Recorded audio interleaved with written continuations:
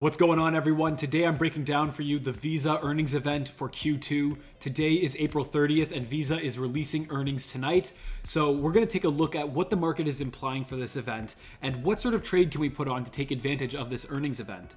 So this year, earnings have been absolutely insane. It's been a great year for trading earnings because the market is often overstating how much something is going to move around earnings just because of the insane volatility we've had this year. But Visa is a really interesting case because if we take a look at it here, right, I'm on my earnings trader page here for Visa, we can actually see that the market is not implying that big of a move. The implied move, when we strip away all the other volatility in the market is implying just a 3.09% move for Visa based on the earnings event. So up or down 3.09%. And relative to their average move, like it is much higher. It's 50% higher than their average move.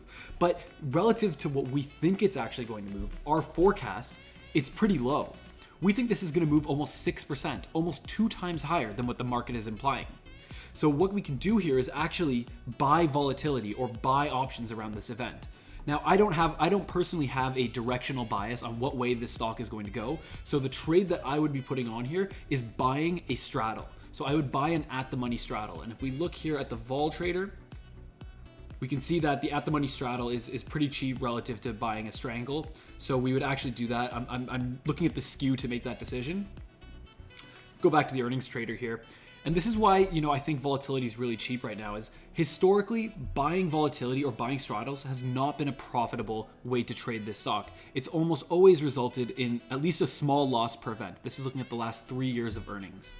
But for this event, I think there's a good edge here because it's not implying a huge move even though we've had all this volatility, right? If we look a little bit deeper, you can see that Q2 has big moves. It's not like at Q3 here where we typically don't have a big move. So we do have that potential for a 5%, 6% jump.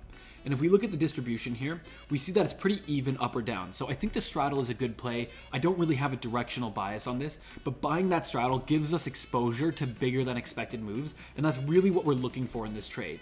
And the really good thing about this is a trade that you can take within your TFSA if you're a Canadian citizen, for example.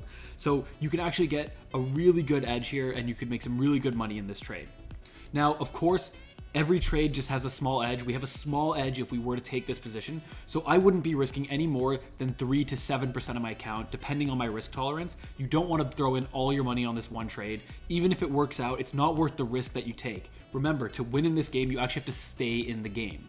So we want to find that small edge like we did here, and we want to play it over thousands of trades. So I would be risking no more than 3 to 7% depending on your personal risk tolerance. But I think this is a great trade to take if you're looking to take a long view on a stock. Now, as for actually structuring this, remember, this is isolating the event.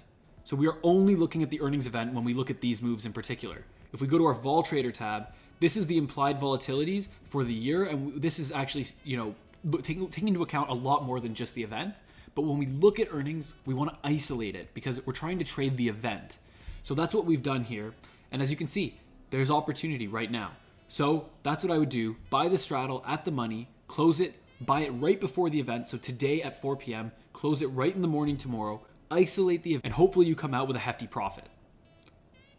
If you guys have any questions about this event, shoot me a message. I'll be happy to review it with you guys, answer any questions in the comments. And if you like these videos, I'm going to be releasing one of these every single day for the earnings season. So drop a follow, turn on the notification bell, and we'll see you guys in the next video.